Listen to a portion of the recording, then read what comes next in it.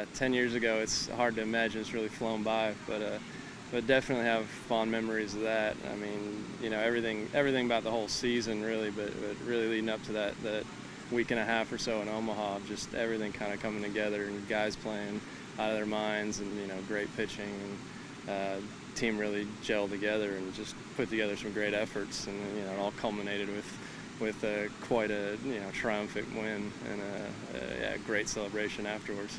Yeah, I was coming out of the dugout, and I remember actually the only thing I remember is ending up kind of in the middle, so I was kind of in the second level.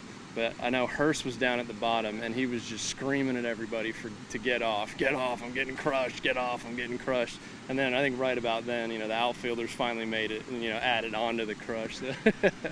That's actually what I remember of it. It's just a whole lot of yelling under there. Yeah, I mean, you can ask the coaches about my baseball intelligence. I don't think it was ever quite as much as my book smarts, but yeah, I just you know.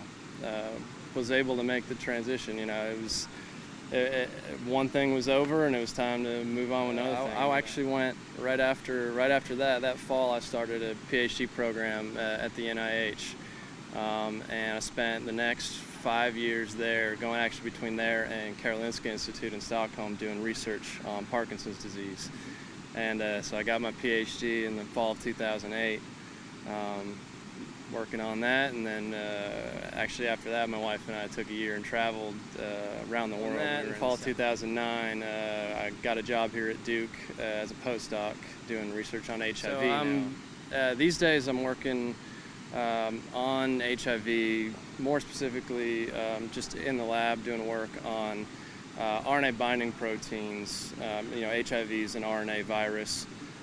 It's got an RNA genome, so I'm working on some of the RNA binding proteins that are in the human cells, and how they bind to or regulate kind of the viral message, or what happens when the virus gets into a cell is kind of what we're looking at. So, you know, no breakthroughs yet. My wife asks me every day if I've cured AIDS yet, and I said no, not yet. So, you know, I always hoped for a career in baseball of it, and you know, at some level, you know, for 90% of the guys that are playing even at this level, it's not going to work out.